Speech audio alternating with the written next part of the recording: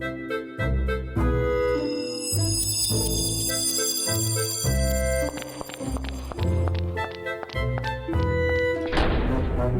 to Puzzling Company, your home for at-home puzzles and mysteries. Here are your hosts, Jared and Zach.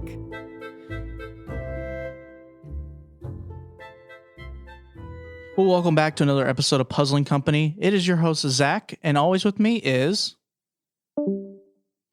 He left the channel.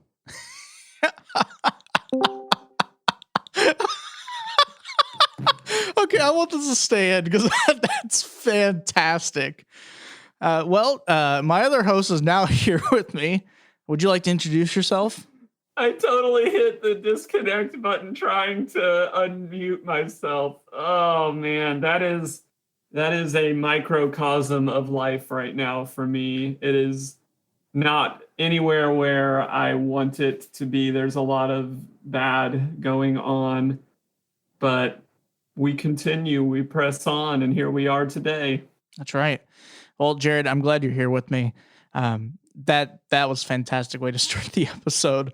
But we're going to kind of move on to what we're going to be talking about on this episode. This episode is going to be covering GumShoe Box.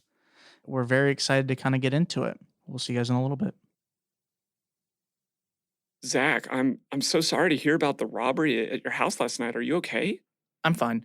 But Jared, literally no one broke into my house last night. But I do feel a little upset because you did stand me up for game night.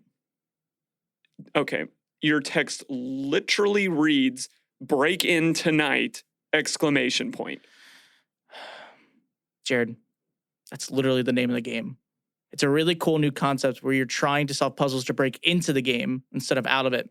All of their games follow really cool narratives about real life places. We really should have people check it out in our show notes to get details on where they can pick up this game. So it's called Break In? Yes, it's breaking in, not breaking out. I'm sorry. It's okay. Well, welcome back to Puzzling Company. We're now in our first section. In this section, we kind of discuss our likes as well as rooms for improvements for the game that we have on the show. This is not a part for us to just really dog on a game or to make any like really horrible comments. Obviously, we want the games to be just as well or better than other games we played before. So we obviously put our love into trying to critique it as well as we can. And it's also just our personal opinion. So we might be wrong in your eyes, and that's okay. But Jared, could you tell us a little bit about paperback plagiarism from GumShoe Box? Yes, this is the first installment from a couple of enthusiasts gone creators. And in this first installment, it's a pretty fairly simple gameplay. It feels very similar to a lot of subscription boxes that we have played in terms of game flow, but it is just a one-off game. And I think based on our conversations we had with them, they're just going to continue making more games like this that will just be one-off purchasable experiences. But there was a lot of newness, a lot of coolness about this game. As we're going to talk about, as I want to jump us into the first section and talking about what we really liked about this game. And pretty much, I think the ultimate highlight of this game is the system in which it is put in. This game houses a really tight, really great format, online format that you are working through. And it is one web page. You don't refresh, you don't jump to different web page. And it has just a lot of different features that make it hopefully a format that a lot of people start using in the future, because we've never experienced anything this fluid user interface experience, like easily one of the best user interfaces that we've had. And I know, Zach, you want to talk about like one of the specific ways that played out in one of the other things that we like. So I'll throw it back to you. So yeah, we really liked the digital format and kind of the system that was at play. And one of the things we really liked about that format was that there's actually a sense or a visual view of the level of completion you have in the game. So what that means is that on the left side of the system when you're playing the game, it clearly shows you how far you've got into the game and how much is left. You see kind of like these bars that are gray start lighting up when you start getting puzzles done. So you clearly know like, okay, we've done 3 puzzles and looks like we have, 7 left, or we've completed 25%. Now we have the other 75% to go. And it really felt nice because I knew exactly where we were in the game all the time. So we had like a good sense of like time and urgency with our puzzling. Because sometimes when you just have the timer, you're not sure what your end goal is. So you kind of just are trying to beat the timer. And that's a lot of fun. But it actually felt really good to clearly be like, okay, we're on pace. Like, we're going to solve this and not have to have any issues, and then later on, like if we're struggling, we're like, oh crap, we have 10 minutes left and we have 3 puzzles left. I don't know how difficult or easy these will be. So then you have that urgency of doing better. And they're all great. Jared, what was kind of another thing we really liked about the system and everything like that? Just to address your point, this is something that I've like longed for in the escape room world for a really long time. Because if you're someone that plays escape rooms a lot like we do and you're just destroying a room, I would love to know that so I could just slow down and take in more and enjoy more of what it's going on. But at the same time, if you're behind the flow, then we need to pick up, we probably need to use more hints. It's a system I wish we saw more and saw it more organically in escape rooms. But it feeds into the last thing that I wanted to talk about with this user interface and this digital format that they use for a physical game. And that is the hints are integrated into the system as well. The story element is integrated into the system as well. Imagine this beautiful box that has everything that you can want in it to help you play this game organized and well. It was fantastic to get to interact with all of those different things in the same screen. And it really just streamlined the process for us. The hints were tiered, they made sense. It all really flowed and gelled with what they have going online. And like I said, that system, we've never seen anything like it. It was so fluid, and it was really the highlight of the experience for me. Agreed. We had a really good time with it. Definitely made the experience go pretty well. So we're going to kind of move on now to the parts that we thought kind of need room for improvement. Like I said, this is not meant to dog anything or anything like that. This is just our personal opinion and kind of things that we thought could be worked on or maybe looked at for future installments. So kind of the first thing we're going to move on into is going to be the onboarding experience when it comes to GumShoe Box. When we first played it, we felt that the onboarding was not there. It felt like when we opened the box and we went to the website and set it up, we had no idea what to do first. We were kind of just really stuck. We spent like 3-4 minutes literally just trying to figure out what we would need to do. And it was very frustrating because it felt like how we did when we originally played Scarlet Envelope the very first time. And that's kind of like my biggest comparison, or like another one I could look at, I was like, okay, I opened this thing and I really have no idea what to do. I'm like, cool, this is going to go great. And we went through it and we eventually found our way through the game, of course. But one of the things that I really wanted to discuss more about it that we looked at afterwards was kind of a credit to them and kind of a thing that we do. So one of our processes that we do with games is, we play the game and we'll talk about it a good bit once we finish. But one of the things we really like to do is if we're not super sure about how we feel, we wait a day, we think about it a lot, and then we come back the next day and discuss it. And one of the things that I really found after a day of waiting and looking at the game more was that it did have an actual phrase or wording to help you kind of figure out your first puzzle. And it was pretty clear, like once we realized that connection. But when we played it, we didn't see that. And I think that's a really good thing to discuss because, just like anyone else, we make mistakes. And it's hard, because sometimes you read a lot of information and you're like, okay, I've read all this. And you miss that like one wording that would tell you, hey, look at this. And we did. And so we had like an experience where we felt like we were missing a lot. And when we looked back, we found that there was more to it. And so that's definitely a props to them that there was some more wording. It doesn't mean that the onboarding is as good as, some other games where they give you like a whole puzzle to work on the onboarding and understand how their system works. But to their credit, there is something that clearly tells you, here's your starting letter. This is what you should kind of look at. And it is hard because in every game, unless you're giving a super clear starting point, a lot of games leave you to wander around a little bit at the beginning. And even when we did go back and realize that we did miss a very, what I would call a small signpost to get us some momentum in the game, in our opinion is you give us a freebie at the beginning, set us off in the right direction, give us at least something. And we were wrong. I want to be clear about that. Like we were very confused. We had missed some small wording, but I'm a big proponent in right off the bat, give us some runway, give us that trailhead, give us a win early so that our expectations are set. We get a taste of what to expect, and then we move forward. You never want to start a game with any type of uncertainty or with a bad taste in your mouth, because it's going to taint the rest of the experience. If you give players a free win right at the beginning, a simple puzzle, something that's obvious. I think that's what was so hard about this, is this was not obvious. And even if we had made the connection, that even the puzzle itself was a little, okay, like could have used a little more context within that setting. And that really transitioned us into the rest of the game, which our second two critiques here are going to feed off of that onboarding. Because the second thing that I felt like, Zach, and you can correct me if I'm wrong, is the puzzling felt really scattered throughout the game, because we didn't know what to expect from the puzzling based on the onboarding that we did get. There was a letter at the beginning said, hey, you'll need a computer. But what we came to find out as we moved through the puzzling was sometimes the experience was self-contained and sometimes the experience was not self-contained. You needed to finish puzzles that, in our opinion, required outside information that was above and beyond the average person. We did not know that you needed to reference earlier puzzles. There was no guidance on how to handle information that was already used. Other games that we have played have been very clear to say, like, hey, once you solve a puzzle, that material is done. Others have said, hey, once you use a puzzle, hold on to that bad boy. You may need that information in the future. There was no guidance on that in this game. And as a result, we put stuff to the side, and then only after struggling and using hints realized that we needed to bring it back.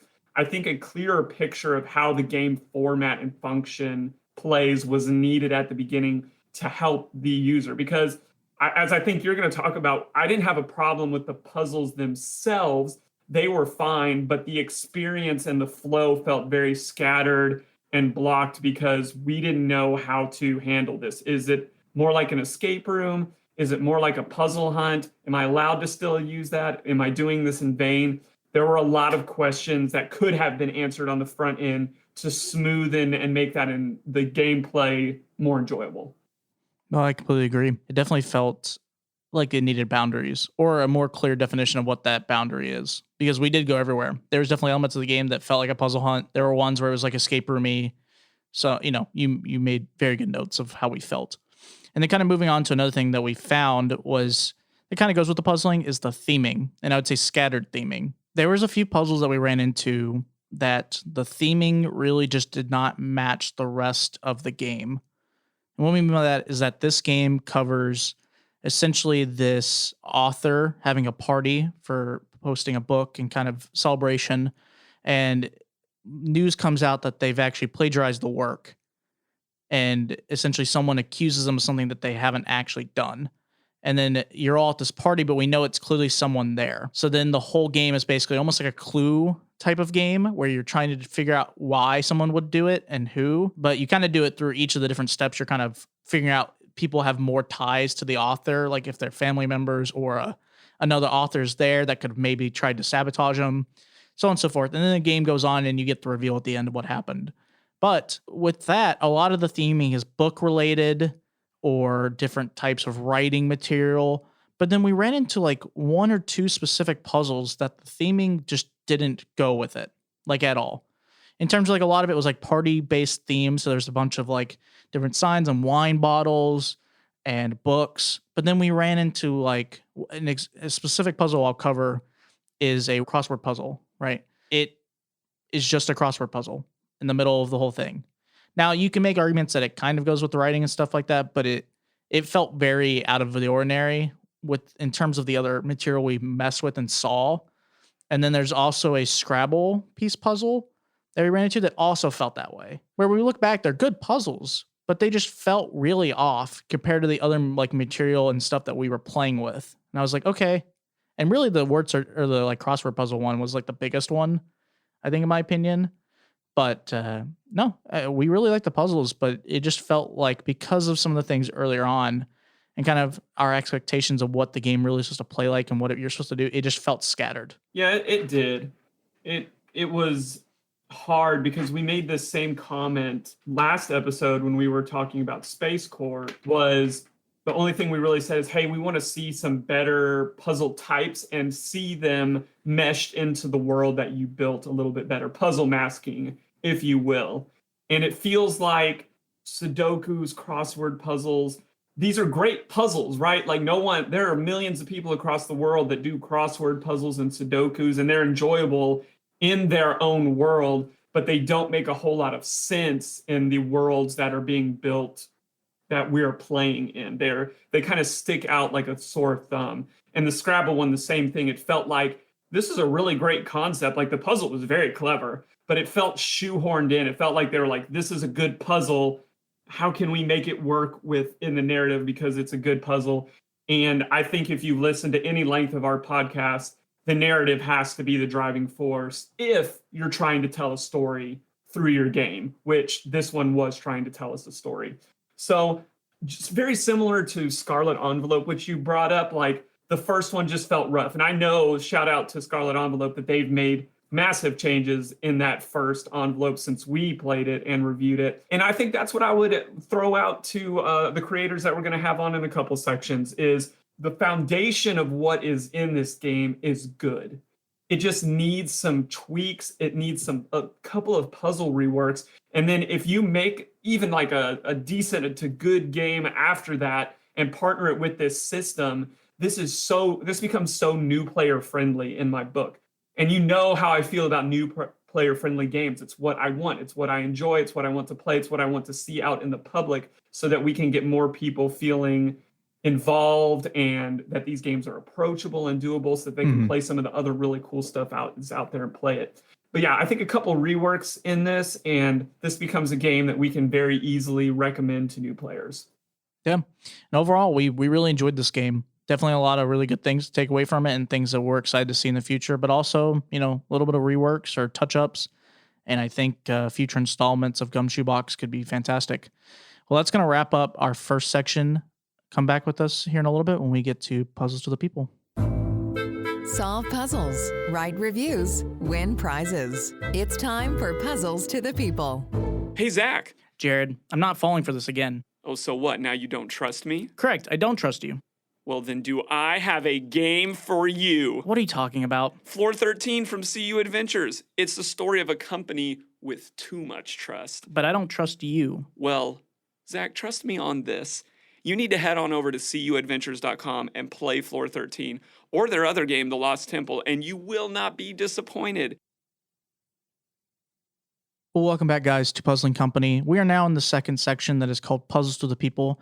In this section, as I say every week when I do this intro, Jared surprises me. I feel as if I'm always throwing a curveball in what we're going to discuss.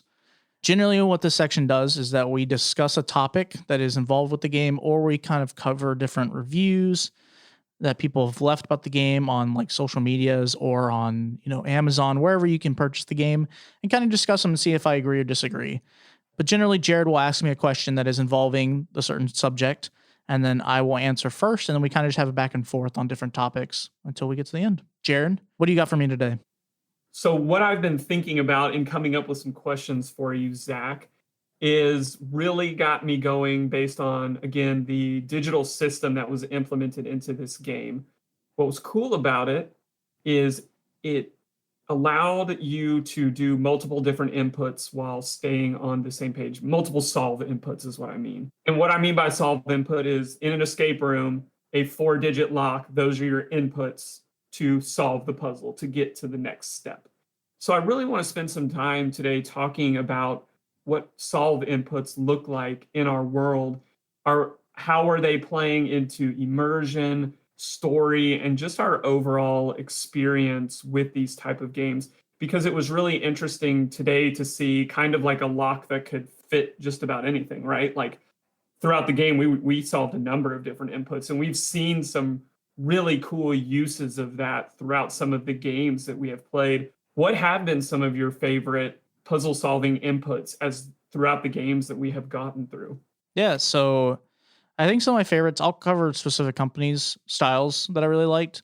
So the first I'm going to cover is actually Society of Curiosities answering input or answering mechanic, solve mechanic. For them, it is you basically, when you go on these field missions, with your team. They kind of, you have like a text conversation with them. And so it's really nice to feel like that immersion really plays in, that when we have an answer, I text them the answer. And then they're like, great, well, we found this. And then we discuss things. And then they basically give us the next puzzle. And that felt really authentic, because it feels like we're there. We're clearly messaging them like, hey, this is what we found. We need you to go look and see if it's there. And that felt really good because you could put any answer we wanted there. It was just a text. So we were like, okay, location or number, so on and so forth. And they had some digital aspects that really played in that as well, like online. And then the game we talked about last week, Space Corp, I really liked their solving mechanic of the private chat or the direct messaging chat that you have with Charlie as the game goes on, because that's another clear way of feeling that immersion of I'm having a conversation with someone, and it lets me feel authentically tell them whatever I need to tell them as the solve mechanic, and then it lets it work. Or there is other solve mechanics on that website that is like, okay, we need a code to break into the secret part of the website or hack in. And those felt pretty authentic, so that it didn't feel like I was putting in just a random set of numbers somewhere on a website that just says password is this. I fairly clearly was like, okay, I'm hacking into this system. I need to know a specific 4-digit code. I had it. Felt really good. And then in this game, because we're discussing it, it felt really nice to have a very clear system that was like, this is where you're going to put your answers in, even though in terms of narrative, as well as like, it's not like a Society of Curiosities or Space Corp, but it felt really nice that it was very clear, and the game pretty much tells you this is where you're putting your answer in. There's no like questioning of like, okay, I need to put it here or not. And they made a good job of making sure like when you're on the puzzle, this is the answer you're looking for. It's a 4-digit code, or it's a word, or whatever you needed. And that felt great. Like it didn't have to be the most like immersive in terms of presenting or giving you a solve mechanic that goes, okay, I'm the most immersed in this system, but it's presentable and very friendly. So I knew always that it would go there. Yeah, I agree with you. And I want to bring up a couple of other ones that have been on games that we haven't had on the show yet. But I totally agree with you on the Society of Curiosities and Space Corp. Those have been some of the most immersive and enjoyable ways of presenting solutions to puzzles to move the game forward. I totally agree with you. The other ones that really are highlighted in my mind are, think of any of the exit games or any break-in, even though the break-in one I still think needs a little tweaking to it. I love the uniqueness of those. Even the one that we saw in the Dollhouse game that had that great little switch so you could see and guess the answer. Those ciphers. A lot of the games with the cipher system are pretty well done. They're a lot of fun, and they're unique to their game, so it doesn't feel like you're just answering a cipher, which, I mean, you are doing a cipher, but they're all very different from each other. So it doesn't feel like I play an exit game and then I play, Cursed Dollhouse. I felt like I was doing the exact same cipher, like they copy and pasted the same thing. They're very clearly different in a lot of ways. The answers you're looking for are completely different. How the cipher actually works is different, and they're unique because then, like you said, there's that element of it's a cipher, which is fun to mess with and kind of get it to work. And that's like its own puzzle, which is fun. But also they generally, the ones we've played or maybe haven't even covered on the show, they're very thematic. Like they really fit into the theme. It doesn't feel like, okay, here's this really creepy dollhouse room, and then here's a normal cipher. And you're like, okay, that's weird. Okay, it's cool, I guess, because it's a cipher, so that's fun, but like doesn't really play into this at all or make it feel any more immersive in terms of theming. But then, a lot of the ones you're discussing are fantastic in that department. Totally agree. Like the inputs aren't always as organic and immersive as they could be, but it's unique enough to where it almost becomes a little bit of a puzzle in itself. And it just kind of standouts. Some of the other ones that I think through are, if you're familiar with the Unlock series, I love, especially in some of their later games, the machines that you have to use and some of the augmented reality technology that they're starting to integrate. Those are really cool solves for me, and I want to see more of those in their games. Some of the other ones that I think of unique digital elements, like in some of the Scarlet Envelope series, as well as I'm thinking like if you remember a certain food-based web solve in Conspiracy 19 that we enjoyed. That was a lot of fun. But what I struggle with, and I'm interested, this is part two, what I struggle with is just either this, give me a number, give me a 4-digit number that doesn't thematically make sense. We're just solving to get a 4-digit number and put that in on the web page or open your next envelope. That's not very engaging. It's simple, it's approachable, which I appreciate, but it doesn't always feel like puzzle inputs in its highest form. Some of that is frustrating to me. What are some of the inputs that you've seen that you haven't enjoyed that much? Really, the only ones I find really unfortunate are ones where it feels like it's a website just to be an answering document. Like you kind of just, it has like an input, it's very basic, and that's really it. I think you can do that actually quite well with theming, with making the website kind of look authentic to the game. So like, we've played some games where you're trying to help the police or like a detective. So you're using like the detective's website or like a database, like a police database to put in the answers. And that unlocks more information to do more with, and you put more answers in there. And that looks great. Really, I think the only ones that really disappoint me are ones that are just feel like they don't fit into the rest of the game. I don't think it matters, honestly, the type of like solving mechanic. If it really just feels like, okay, I'm playing the game and this is all normal, and then I have to go to like a generic website and just put in a code or maybe a part of the game that comes with it that just goes, okay, check this, then it doesn't feel as good because I feel like I jump out of the game to make sure I'm right and then have to go back in.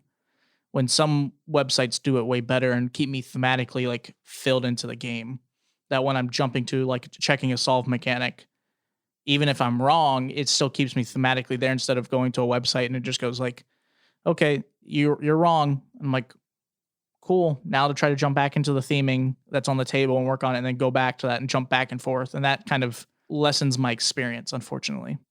The other things that are kind of small that I struggle with inputs is when I don't know how many inputs that I'm working with. Like when you tell me it's going to be a number. Well, is it going to be a 4-digit number? Is it going to be a 6-digit number? I like limited inputs versus an infinite amount of inputs. And I understand that messes with the complexity of what you are doing in a puzzle, but I think that's why like things like cryptexes are so engaging because it's limited. It's going to be 4 or 5 numbers and or letters long, and you can filter through those. But if you're solving a puzzle that's going to have a numerical answer and you don't know that it's going to be 2 digits, 4 digits, 3 digits, then that can be very difficult. I think back to when we played Soup and we made the assumption that all of our answers, because there was this running theme that all of our answers were going to be this amount of digits. And then we got to a puzzle that I think it was just a single digit was needed, and it was not that. And that threw us off big time. So I think always letting people know, I'll give a shout out to Escape Mail right here. Escape Mail, when you're looking through their opening little puzzle flow chart, it always lets you know, these are the items you need to solve the puzzle, and this is how many blanks it's going to have to solve the puzzle. I think that's super helpful. I think that's great. I think people love that. If you have a reason not to do it, great. I'm not against that, but have a reason for not giving us how many inputs we're going to have. Not just, oh, we didn't think about that. Other things that are frustrating I've heard people talk about before, and I know there's a more technical term for this, but it's when your answers or your inputs are not specific, like, what's the word I'm looking for? Is that like when it's a capital letter versus a non-capital letter? Yeah, I know what you mean. I don't know the right terminology for that. But yeah, nothing feels more frustrating than like we get a code and then we realize that the first letter has to be capitalized. Or it isn't capitalized, but the word is like the word you find on the document is capitalized, but when you put it in, it's wrong because it needs all. Right. All answers should not be case sensitive. Yes, that agreed. That is the most frustrating thing ever. Even if it is like explicitly like there's no need for it. Like we're looking for a number, we're looking for a name, make it unilateral across all of that. Example of this is if you've ever used the Clue Keeper software, which is a great software that is used for a lot of puzzle hunts. It only lets you input in capital letters. If you are on the back end on the user interface and you type it in, it doesn't matter. Like you have to give them a unilateral opportunity to answer it. So it doesn't matter. And I want to see more of that in games because I feel like those are some small errors in input mechanisms that are frustrating as well.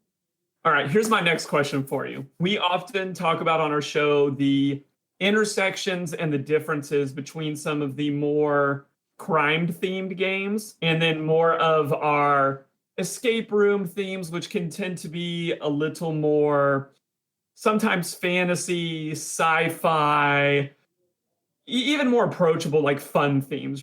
Do you think one of those genres, if we're going to say crime is one genre and everything else is another genre, does inputs better?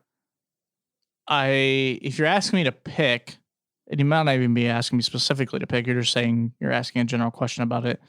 I think the more fun themed, so like non crime solving ones, I think do it better.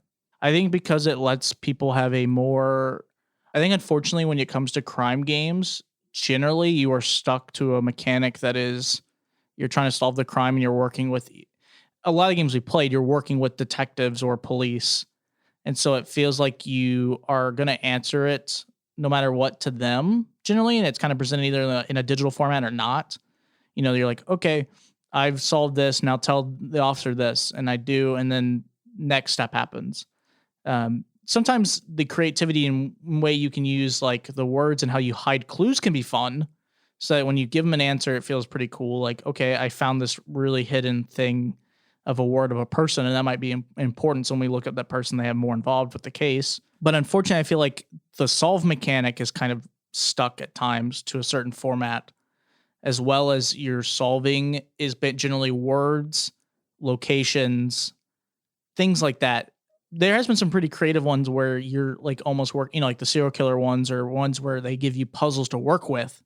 So then that lets it have some creativity in terms of you're solving different things that aren't super related, but they end up mattering, right? Because at the end of the day, like when you solve those, you get hints towards your overall objective, which is stopping the crime or solving the case. But with the more thematically, or I say thematically, like the more fun style, so like the at-home escape room style or like, fantasy-esque themed ones, I think there's more to explore in terms of thematic answering keys. So like, if you're doing like a fairy one, you could be talking, or like a fantasy themed one, you could be answering it in by giving it to a certain person in the fantasy, like a wizard or something. And it could be a fun element of when you put in your solve mechanic, you have like, it does like a magic trick and, you see if it works or not.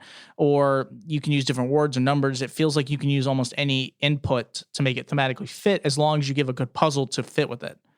I guess my point is that I feel like crime solving, unfortunately, ties itself down or hinders itself by staying inside that theme, if that makes sense.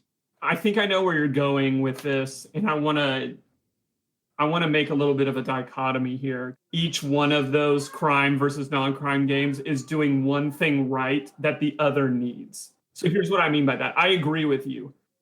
Crime games, in terms of mechanisms, not in terms of the information, but in terms of the mechanisms, need better mechanisms for inputting the people, places, whatever that you are finding in these very, crime-esque style deductive reasoning games, right? So the more that crime games can give us unique and fascinating ways to put those in, whether it's interacting with the serial killer and giving them something that they need, or with the police, give us a really cool online robust system where we're inputting all of this information. Crime games need to be more creative, in my opinion, in the mechanisms that you're going to let us input our answers. I think that's across the board. I have not found a crime game yet that I've been in love with how we've done that. Some of them have some good creative elements. There needs to be more creativity on that side. But in the crime world, the answers always make sense because they're so tied into the story, right? When have we ever solved something in a crime game that didn't drive the story forward, that wasn't organically and purposely supposed to build there? It's what the entire genre is built upon. Find the information to prove who's guilty, to prove who's innocent, who is the serial killer is going to get next. It always makes sense. It always makes sense. So now flip it. Non-crime games, I think, are synonymous with having some of the best mechanisms for input. Why? Because, well, sometimes the information is a little more creative. Sometimes it's symbols, sometimes it's words, numbers. There's a host of different things that they're asking for.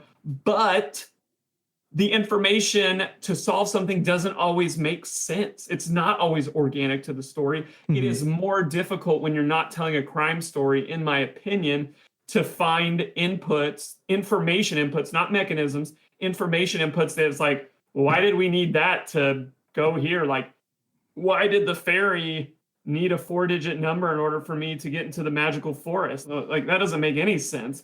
So what I think each need to do is look at the other to discover the missing pieces of the formula to move forward. And that's not true of all of the games. Some of our favorite games that we play do a phenomenal job of this. But if you're looking at your game and you're struggling, I think the other genre has the answer for you. Don't put a puzzle in there that is not going to give an organic answer that we have to input, because that's an immersion breaker.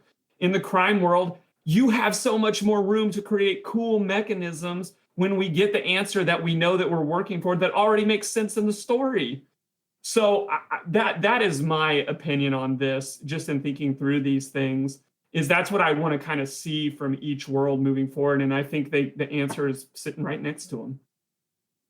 My last question is just any last thoughts that you have on this, any other standouts that you were thinking through, or just general philosophical thoughts that you have about the solving inputs that we have. No, I don't think I have like a crazy more amount to add to the conversation.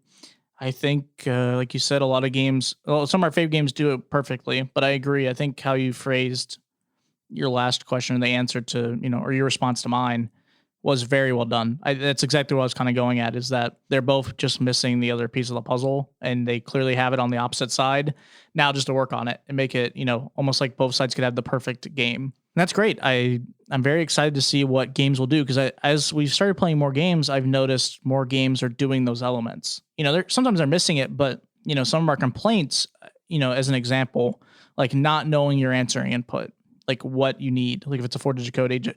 I think 4 out of the last 5 games we played have done that. They very clearly go, you need this, find it, and then we find it and we put in that answer. And that's perfect, because ever since we made that comment, I was really thinking about all the games we played. And I think the more and more people have done that, they've realized that works, because leaving it up, unless the game purposely wants you to leave it up for your interpretation to figure out how long or whatever the code is, because it's supposed to be a more difficult puzzle, or if it's like more of a puzzle hunt where you really just have no idea to a degree until you start making the connections, that's fine. But in games that are supposed to be not puzzle hunty or more simple, where it's just self-contained, I think making boundaries for people, going like, this is what you should work on, this is the amount, this is kind of the answer you're looking for, go for it, and then do it. And I think that makes a great experience. That's for people who play lots of games, or for new players, or people who are still kind of newer into it, to get a hold of. Yeah, I totally agree. I agree with you. And I'll end this section, Zach, with something that I heard at Recon. Everybody knows our good buddy, Errol, who someone brought up. Errol is like Prince, or name any other single named icon of an industry. He's just Errol. Like there's no point in even saying anymore. Errol was doing a session on puzzle boundaries, in essence, for first-time creators. And one of the things that he outright said at the beginning of his session is, there are a limited number of puzzle types. If you discover a new puzzle type, that is very rare. We are working within a realm of things that have already been created. And that shouldn't limit us, because what our job is now is to mask them, dress them up, put them in ways that people have never seen before. And I think the same is true now for our inputs. You're not going to redefine and create some crazy, awesome puzzle input, solve input mechanism. That's not what I'm asking for. I'm asking for simplicity, fun user interface, and I think sometimes just an investment in coming up with ways, both, again, in information and mechanism, that create immersion, that make us feel smooth from one puzzle into another, and we don't have to step out. The information makes sense in the story. The mechanism is engaging and fun to play with as a form of solving the puzzle. So I don't want us to have to reinvent the wheel, is what I'm trying to say, is just get better and better and better at our craft. Totally agree. Well, this is going to wrap up our Puzzles to the People segment. Stick with us for questions for creators. There are some awesome people who make the puzzles we love to solve. This is Questions for Creators. All right, Zach, pick a card, any card. Dude, we are supposed to be doing an ad right now. Okay, I know. Just be cool, Zach. You know, I always wanted to be a magician. I don't think this is the right time or medium for a magic trick. But okay, I've picked a card. Okay, look at it and don't tell me what it is. And how's the audience going to know what card this is? Just be cool, man. I just got this new Enigmas card deck, and I just wanted to show you a new trick I've been working on. Oh, Jared, I'm sure your trick's going to be great, but there's something you don't know about that deck. Okay, I see what's happening. Yeah, okay. What? You think you're a better magician than me. You think you know more about this deck of cards than I do. You're trying to heckle me and usurp the great Jared Zini. Jared. Well, I did back the project on Kickstarter, and I've been playing the puzzle game hidden inside. There's actually a full puzzle hunt you can discover. I imagine you got those over at davidkwongmagic.com. Nice try, Zach, but a magician never reveals his secrets. Magician's code. Well, if you're looking for an amazing experience from a real magician, I'm sitting right here. then head over to davidkwongmagic.com and pick up Enigma's Puzzle Hunt playing cards. Welcome back to Puzzling Company. We are now in the section that is called Questions for Creators. This is a section that we get to talk to the amazing people who create the games. And sometimes we have people that aren't creators.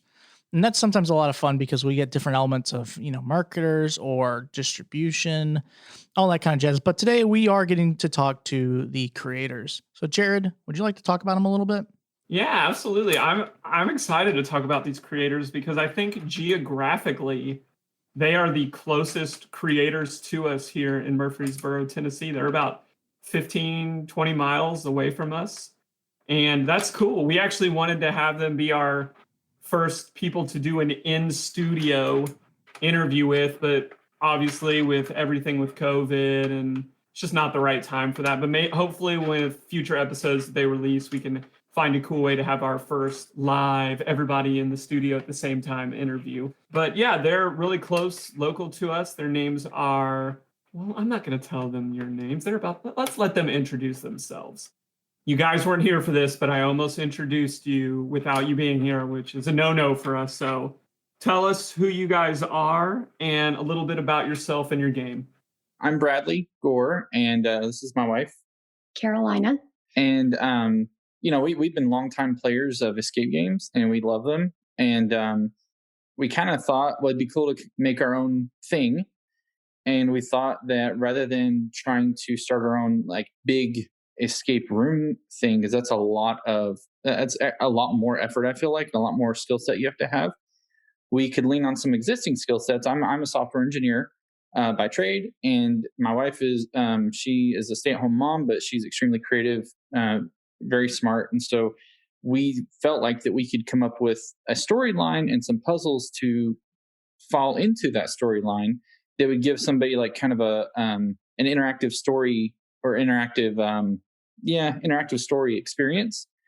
And we actually, for the software side of it, we did a little bit of collaborations. So there's an escape game company out of Louisville, Kentucky that we kind of know, and we kind of joined up with, and we've collaborated with them a bit on the software. So they actually use the thing that I built kind of in the background as like an engine where you can define your game and define the stages and the content for each stage and the answer types and that kind of stuff.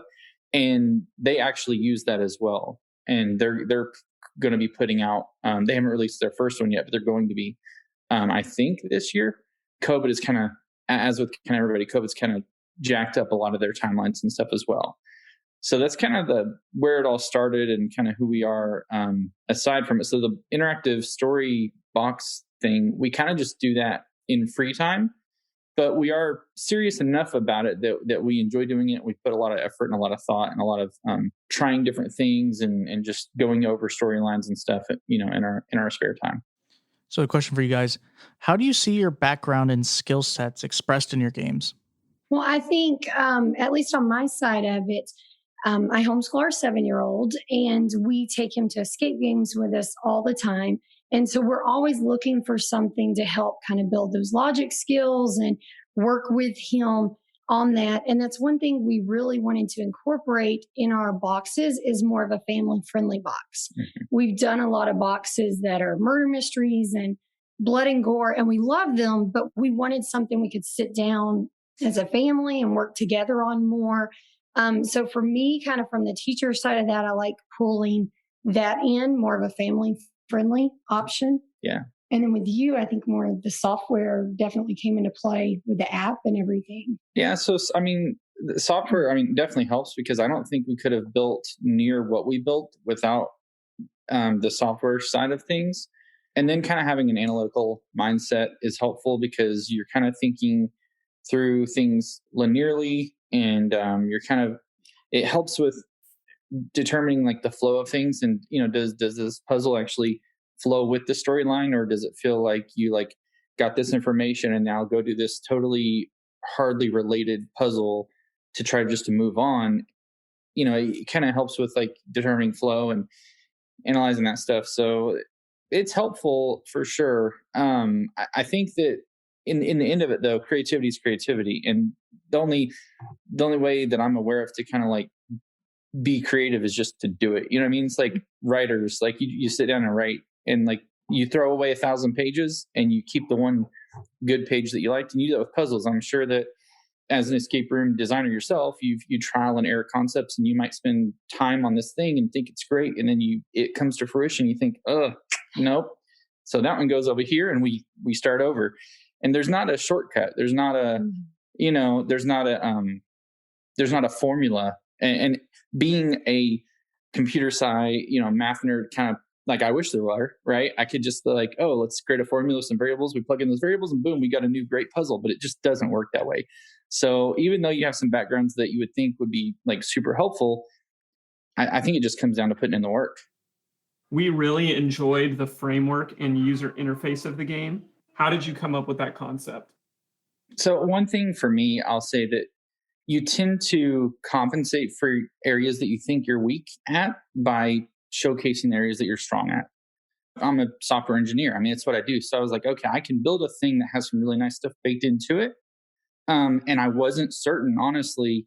We had never done an interactive like puzzle storyline like this before. So I was like, I don't know how this is going to turn out. I know that we can at least make the experience kind of immersive on the technology side, because I've played the same things that you're talking about, where it's like you go to type in the box and like they hide the characters that you type, right? And that's a big irk for me. And I'm like, okay, like it doesn't really make it more mysterious that you put asterisks in the text field when I can't even see what I'm typing in like that. All that does is makes me angry if I make a typo and don't realize it, right?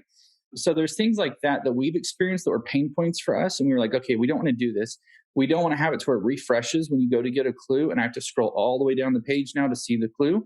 And I really didn't want the thing of like, I've seen the accordions used where it's like you have like 8 clues and you expand one and expand the other, and you try to make sure you do that in order. And I was like, okay, I just want them to be able to click next clue, just click the clue icon, get the next clue, and it shows you them in order.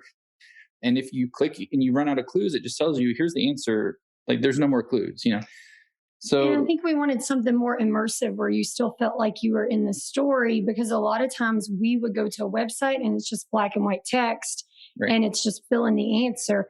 And we try to make with the app, a little more in line with the story. There's pictures, there's information there where you feel more like you're in a room where you're part of the game, instead of just typing in your answer. Right.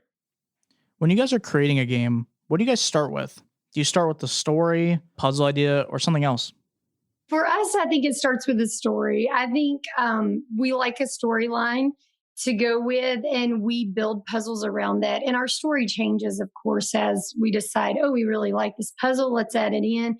But for us, we kind of have a whole file of just story ideas that we want to build puzzles around.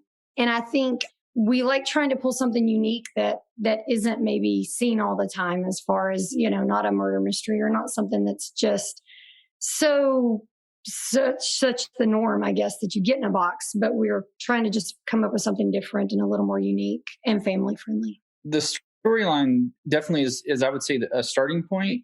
Like this box that we're working on now, the second box, there were a couple puzzles, like the cards, talking about, there were a couple of things that kind of had in mind, like this puzzle, this kind of concept would go really well with this theme. And we don't necessarily have that story yet, but we know that we want to do a story with this kind of theme or this kind of genre. And we have this kind of thing in mind. So I think that sometimes, I think there again, it's just the act of being creative, right? So you put in the work and you put in some time of churning through ideas and finding ideas that you like, ideas you don't like, and putting them in piles. And your pieces of a story or a theme kind of trigger the generation or the ideas for some puzzles, and then some of those come back and generate ideas that modify or enhance or even altogether define your storyline. So there is a lot of, especially with the second box. The first box, it was storyline at 1st. We had this story and we're like, we think we can build some stuff around it. This second box we're doing, it's actually slightly bit of a different process, I feel like. And this is only the second one that we've done. So I don't know that the third one might be totally different process. I'm just finding it really interesting as we're going through this, that it's not like we said earlier, it's not just a formula that you can just follow and repeat it every time. What is the future for GumShoe Box? Will we see more installments of a similar format? Do you have other big ideas? Tell us a little bit about what you got in store for us. We don't really see ourselves as a subscription service, but we do want to just offer, we'd love to get to maybe 3 boxes a year that we offer that are new. But one thing we are working on currently is putting Paperback Plagiarism, our first box, on an online only version. So like a print and play. So users have that option, because some people don't want to wait till they get the actual box, the tangible pieces. Yeah. So we're definitely looking at putting some online versions of boxes out there as well in the future. Yeah. As far as the number of boxes, we're trying not to kind of hold ourselves, because this is kind of what we do in fun time and in spare time. We're trying not to just hold ourselves to putting something out there that we wouldn't be happy with. Like, I'm really big on things making a lot of sense and things like having an answer. I don't like stories that are open ended, that are just like, well, it's this way just because. I like to, if I come to the conclusion of a thing, I like to be like, okay, I totally see how we got here. I feel like even if I didn't solve it before like the game kind of led me to the solution, I feel like I could have gotten there with what the game provided me. So when we do like the box number 2 that we're working on, it's not a sequel of Paperback Plagiarism. It's all under the GumShoe Box brand. That's the brand that we have, but they're not related as far as like, we're not continuing on with that story. We're working on a totally separate story.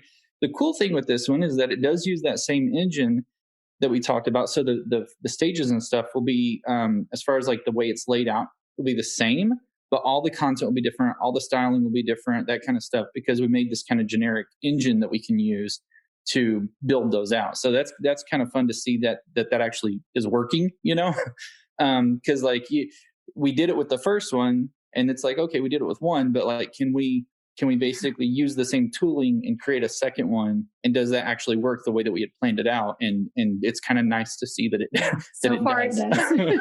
Yeah. And the thing we ask everyone, what are you guys currently playing? Is that, it doesn't have to be an at-home tabletop game. Have you been playing some escape rooms? Have you been playing video games? What have you been up to? And what would you like us and other people to kind of check out? As far as we do other escape boxes, we just recently did our first one from Enigma Fellowship, and that was really cool. We really enjoyed that. But otherwise, I think in our downtime, we really like a lot of board games. We do Splendor and Carcassonne and things like that are just, that's kind of relaxing for us. We like to just do some board games like that. Yeah. What are your favorites?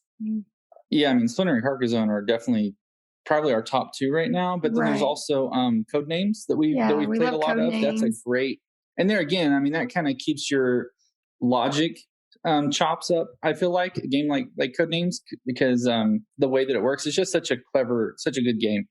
There's a lot of those that we like to do. Plus, we like to do family stuff as far as just, have a cookout or that kind of stuff as well. Yeah. So it's not all about the games, but we do a fair bit of games in our downtime. And we like Escape the Crate boxes. We've done several of those. And those are fun. Yeah. And one thing that I would add to anybody that would listen, don't be afraid to try to like build your own thing as well. And one thing I will say, if you take the time to do that, you will gain a lot more respect for the people that do it. Sometimes it's a player of games. It's so easy to walk out of a room and be like, I didn't like that. That puzzle didn't make sense at all, or this or that or the other. But then once you see it, because we've had feedback on both ends of the spectrum, right? We've had people say this is too easy. People say this is too hard. People say there was plenty of content. People say there wasn't enough content. I don't know how to solve that. I don't know I don't think it's possible to solve that. And I've talked to enough kind of in-store game designers that they would say the same thing. And I think that as a consumer of that kind of stuff, trying to put out your own content, it gives you a whole new reality check. And it's also really interesting. It's really neat to go through the process. So, I mean, it's something that's more approachable than you would think. And I would say if you love to play things, give it a try to make things. It's awesome. Bradley and Carolina, thank you guys for being on the show. It was really a blast to have you guys on and kind of discuss what you guys have been working on, as well as GumShoe Box as a whole. Well, that's going to wrap up our episode of Puzzling Company. If you guys are interested in GumShoe Box, you guys can look up their product at gumshoebox.com. That is gumshoebox.com. There you can see all the different products that they currently have, as well as maybe potentially future products or even what they're about. If you guys want to support us, there's many different ways you can do that. One of the biggest things you can do is just put us on a regular download. If you're on Spotify, iTunes, Stitcher, whatever, just put us on a regular download. That way you know every week when our new episode comes out. And if you've been enjoying the episodes, please leave us a review. 5-star reviews would be fantastic. You can just do those on any of those platforms as well. You can also find us on social media. You can find us at Puzzling Company on Instagram as well on Facebook. You guys can check all our social media stuff there, as well as you can send us messages that way if you want to talk to us about things you enjoyed on the show, or just tell us what's up. And that's going to wrap up this episode. Jared, what are we having on next week? Next week is so exciting. So this is a game called the Vandermist Dossier. It is originally a game that was made just in Dutch. And due to its popularity, our creator that we're going to have on next week made an English version, hired some professional translators, and sent it to us kind of as like an early version of it so that we could talk about it, so that people now across the world that English is their primary language, they could pick this game up and play this. And what I'm hearing from a lot of other people, that it's a really fantastic game. So we're super excited to talk about it. So next week we'll have the Vandermist Dossier on the show. We're very excited to play and get to discuss that here very shortly. But that's going to wrap up this episode. Thank you guys, as always, for supporting us and listening to the episodes. This has been Puzzling Company for Jared and Zach. We'll see you guys. Bye. Thanks for listening. Find us on social media at Puzzling Company and online at puzzlingcompany.com. Check back weekly for new episodes. Until next time, keep puzzling.